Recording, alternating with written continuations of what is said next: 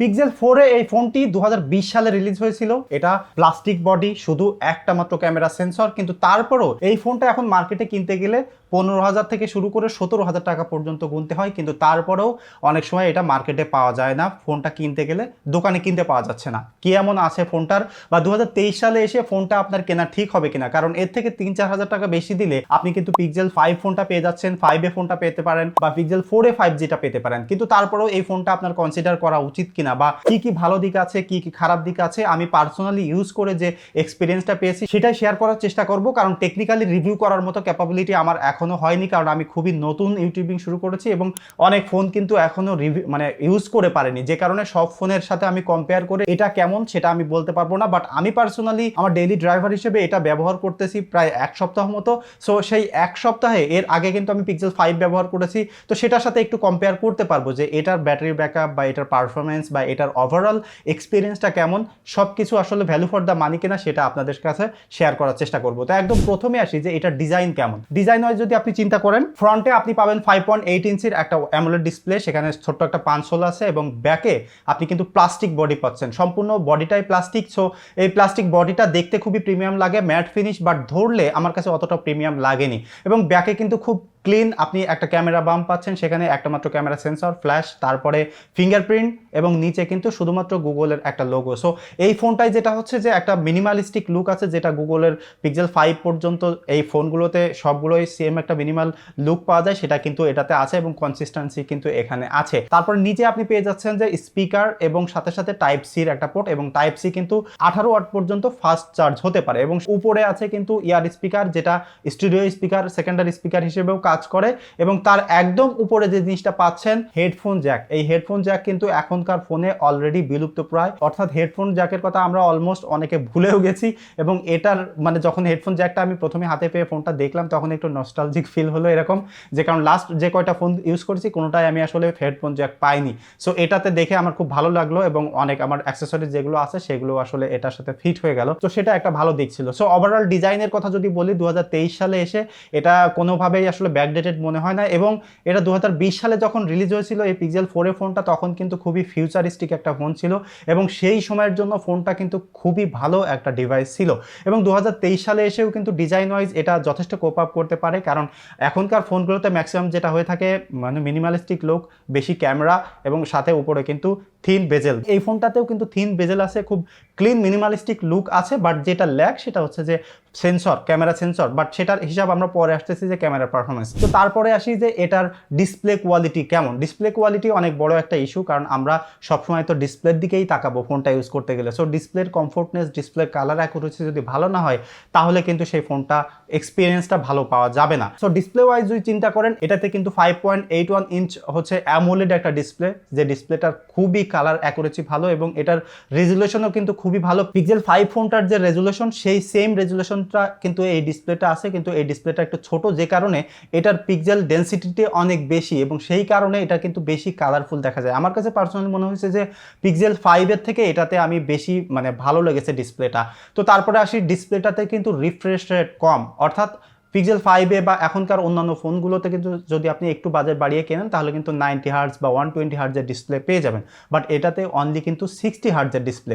তো 60 হার্টজের ডিসপ্লে হওয়ার কারণে একটা জিনিস হয় যে স্মুথনেস একটু কম পাওয়া যায়। বাট যারা এর আগে 90 হার্টজ বা 120 হার্টজের ফোন ইউজ করেননি, তাদের জন্য এই ফোনটা ইউজ করতে কোনো প্রকার ইস্যু হবে না। আপনারা যথেষ্ট স্মুথনেস পাবেন, এবং এই ডিসপ্লেটার কালার অ্যাকুরেসি খুবই সুন্দর, এবং পান হোলসটা খুব বেশি ডিস্ট্রাক্টেড না। মিডিয়া কনজাম্পশন করতে গেলে এটা একটা অভ্যাস হয়ে যায় যখন আপনারা ইউজ করবেন। সো ডিসপ্লের কথা চিন্তা করলেও এই ফোনটাতে আমি খুবই ভালো বলবো। বাট এখানে একটা ব্যাক ড্র আছে, সেটা হচ্ছে যে গরিলা গ্লাস 3 প্রোটেকশন এটাতে আছে।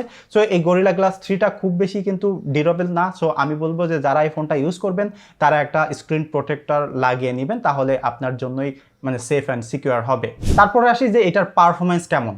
এটার পারফরমেন্স বা হার্টের কথা যদি বলি, সিপিইউটা কিন্তু স্ন্যাপড্রাগনের 730G একটা প্রসেসর। সো সেই প্রসেসরটা কিন্তু এই সময় এসে খুব বেশি পাওয়ারফুল না। আপনি যদি অন্যান্য ফোনের সাথে কম্পেয়ার করেন, অন্যান্য প্রসেসরের সাথে কম্পেয়ার করেন, তাহলে প্রসেসরটা পাওয়ারফুল না। বাট আপনি যদি এই ডিভাইসটার পারফরমেন্সের কথা চিন্তা করেন, গুগলের যে অপটিমাইজেশন এবং এই হার্ডওয়্যারের সাথে ইন্টিগ্রেশন যে সুন্দরভাবে করেছে, ডেফিনেটলি এটা আমাদের ডেইলি লাইফে যে ইউজগুলো আমরা করি সেটার জন্য বেস্ট একটা মোবাইল হবে। অর্থাৎ আপনি যদি সোশ্যাল মিডিয়া, ইউটিউব, ফেসবুক, বা লাইট গেম টেম করেন, ক্যামেরা সব অ্যাপসগুলো কন্টিনিউয়াসলি ইউজ করেন, কোনো ধরনের ল্যাগ বা হচ্ছে আপনি স্লো ফিল করবেন না, একদম স্মুথ একটা এক্সপিরিয়েন্স পেয়ে যেতে পারেন এই স্ন্যাপড্রাগন 730G প্রসেসর দিয়েও। এবং এটাতে কিন্তু 6GB র্যাম রয়েছে এবং 128GB স্টোরেজ রয়েছে। এছাড়াও গুগলের যে মানে এক্সট্রা ফিচার সেটা হচ্ছে যে আপনি আনলিমিটেড ফটো ভিডিও কিন্তু ব্যাকআপ করতে পারবেন গুগল ফটোজের মাধ্যমে, সেটা এক্সট্রা ভ্যালু কিন্তু রয়েছেই। এবং যদি ওভারঅল চিন্তা করেন পারফরমেন্সের ক্ষেত্রে, তাহলে আমি বলবো যে আমি যে এক সপ্তাহ ব্যবহার করতেছি কোনো প্রকার হ্যাং বা ল্যাগ ফিল করিনি, খুবই দারুণ পারফরমেন্স, সব অ্যাপসগুলো খুবই দ্রুত ওপেন হয়, ক্লোজ, সব কিছুই আসলে মানে স্মুথ একটা এক্সপিরিয়েন্স পাওয়া যায়। এবং এটা যে স্টুডিও স্পিকার সেটা কিন্তু দারুণ। এর আগে আমি যে পিক্সেল 5 ইউজ করেছি সেটার স্টুডিও স্পিকার বা ইয়ার স্পিকারটা কিন্তু অত ভালো ছিল না, বাট এই স্পিকারটা অর্থাৎ এই পিক্সেল 4 এর স্টুডিও স্পিকারটা কিন্তু আমি স্যাটিসফাইড হয়েছি এবং ইয়ার স্পিকারটা দারুণ, কথা বলতে গেলেও খুবই ভালো লাগে, বাট এটা খুব বেশি লাউড হয় না, এটা একটা ইস্যু। বাট আপনি যতটুকু স্পিকারে লাউডনেস পাচ্ছেন সেটা কিন্তু স্মুথ একটা এক্সপিরিয়েন্স আপনি পাচ্ছেন। এবং আরেকটা জিনিস হচ্ছে যে পিক্সেলে এখন 6 বা 6 যে সিরিজ, সেই সিরিজগুলোতে কিন্তু নেটওয়ার্কিংয়ের ইস্যু, এবং সেই নেটওয়ার্কিং আসার পরেও অনেকেই পিক্সেল ফোন কেনার আগেই একটা জিনিস বলে যে ভাই এটাতে নেটওয়ার্কিং ইস্যু আছে কিনা বা কথা বলতে গেলে কোনো প্রকার প্রবলেম হয় কিনা। তো এই পিক্সেল 4 ফোনটাতে আমি পার্সোনালি কথা বলতে গিয়ে কোনো প্রকার নেটওয়ার্ক ইস্যু ফেস করিনি, খুবই সুন্দরভাবে কথা বলতে পেরেছি। আমি জিপি সিম ইউজ করছি, একটা হচ্ছে ই সিম আর একটা হলো ফিজিক্যাল সিম রবি সিম ইউজ করছি, সো কোনো প্রকার প্রবলেম আমি ফেস করিনি। সো সব মিলিয়ে আপনি যদি পারফরমেন্সের কথা বলেন তাহলে ভ্যালু ফর মানি, অর্থাৎ যে দামে আপনি ফোনটা কিনবেন সেই দাম অনুযায়ী খুবই ভালো একটা পারফরমেন্স পেতে পারেন। আর একটা জিনিস হচ্ছে যে আমি পিক্সেল 5 ইউজ করতে যেয়ে অনেক হিটিং ইস্যু পেয়েছি, যেটা হচ্ছে যে আপনি ক্যামেরা ওপেন করলে অনেক বেশি হিট হয় এবং মোবাইল ডাটা ইউজ করলে একটু হিট হয়। বাট এই ফোনটাতে আমি যেটা দেখেছি যে সারপ্রাইজিংলি ক্যামেরা ইউজ করলে বা ভিডিও করলে অত বেশি হিট হয় না, হিট হয় বাট কম, এবং মোবাইল ডাটা ইউজ করলে খুবই কম হিট হয়। পারফরমেন্স ওয়াইজ আপনাকে 2023 সালেও যথেষ্ট স্মুথ পিক্সেলের যে একটা এক্সপিরিয়েন্স সেটা আপনি পেতে পারেন। তারপরে আসি খুবই গুরুত্বপূর্ণ পিক্সেল ফোনের ক্ষেত্রে সেটা হচ্ছে ক্যামেরা। আর পিক্সেল ফোন তো ক্যামেরা কিংয়ের জন্য মানে বলা হয়ে থাকে, পিক্সেল হলো ক্যামেরা কিং। সো সেই ক্যামেরা কিংয়ের জায়গায় এই পিক্সেল 4 এটা 2023 সালে কেমন পারফরমেন্স দেয় চলুন দেখে আসি। তো এখন ফোন কিনতে গেলে বা একটু বাজেট বাড়িয়ে দিলে তো আপনি 2টা লেন্স পেয়ে যান বা 3টা লেন্স পেয়ে যান, এবং সেগুলো কিন্তু আলট্রা ওয়াইড টেলিফটো লেন্স পেতে পারেন। সো সেই ফোনগুলোর সাথে যদি আপনি কম্পেয়ার করেন এই ফোনটাকে, তাহলে এটা একদম পিছনে পড়ে যাবে, ব্যাকডেটেড হয়ে যাবে, কারণ এটা শুধুমাত্র পিছনে 12.2 মেগাপিক্সেলের একটা সেন্সর রয়েছে এবং সেলফিতে অনলি 8 মেগাপিক্সেলের একটা সেন্সর।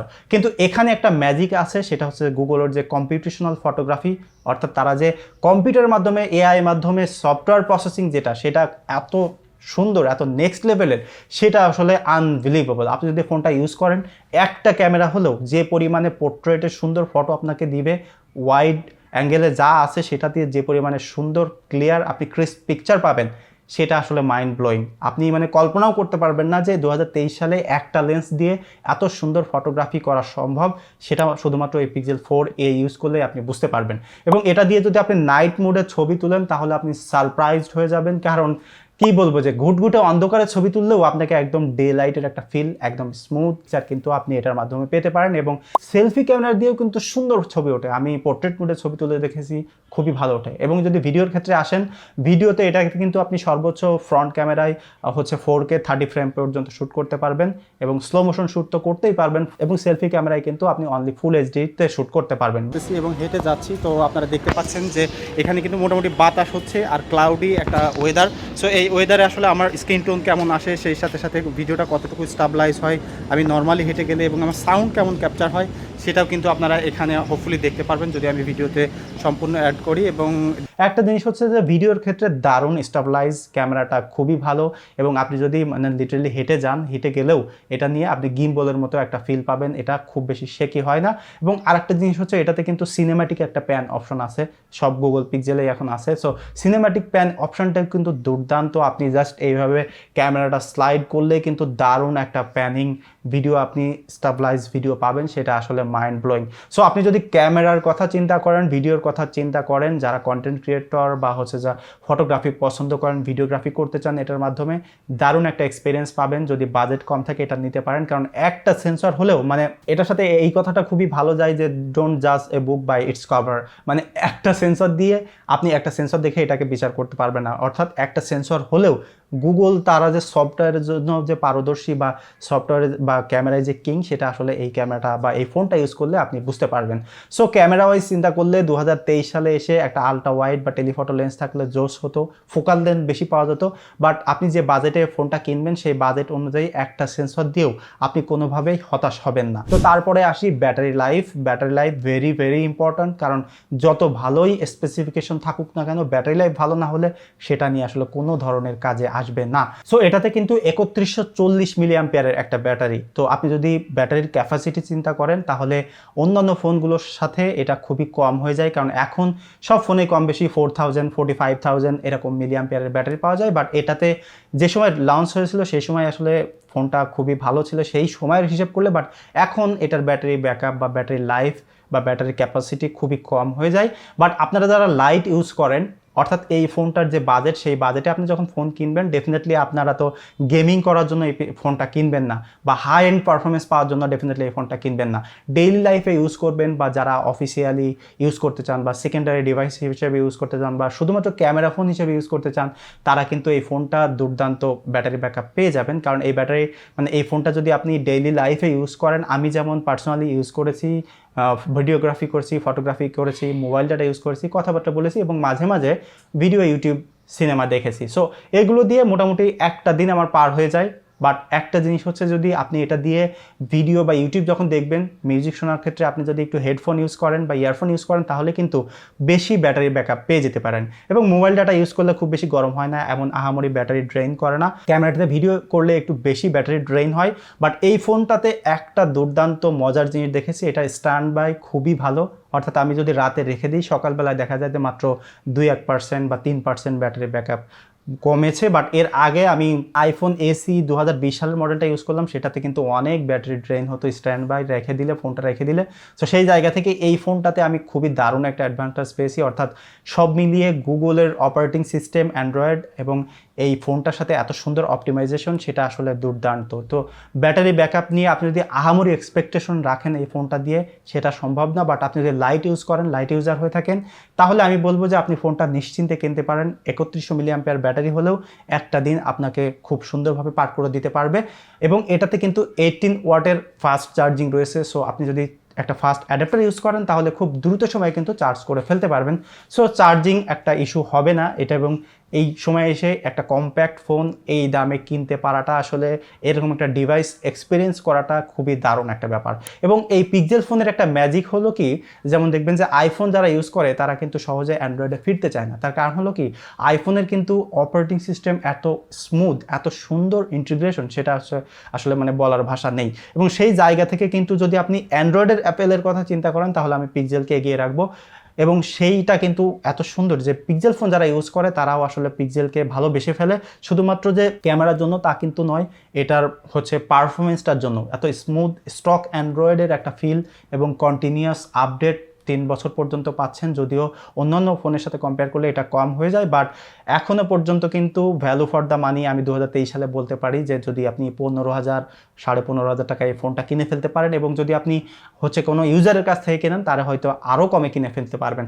সো ওভারঅল যদি মাই থট বলেন যে এই ফোনটার ড্রব্যাকটা কি, ফোনটায় বেশি ফোকাল লেন্থ বা বেশি ক্যামেরা সেন্সর নেই এবং এটা প্লাস্টিক বডি, প্লাস্টিক পেয়ে একটা ফিল হয়। বাট ভ্যালু ফর মানির কথা চিন্তা করেন তাহলে খুবই দারুণ একটা ফোন হবে আপনার ডেইলি লাইফে ইউজ করার জন্য এই পিক্সেল 4a ফোনটা। তো দর্শক, এই ছিল আজকে আমার পিক্সেল 4a ফোনের পার্সোনাল এক্সপিরিয়েন্স। সো এরকম ভিডিও যদি আরও দেখতে চান তাহলে আমার চ্যানেলটি সাবস্ক্রাইব করতে পারেন। দেখা হবে পরবর্তী ভিডিওতে। সে পর্যন্ত সবাই সুস্থ থাকবেন, ভালো থাকবেন। ধন্যবাদ সবাইকে।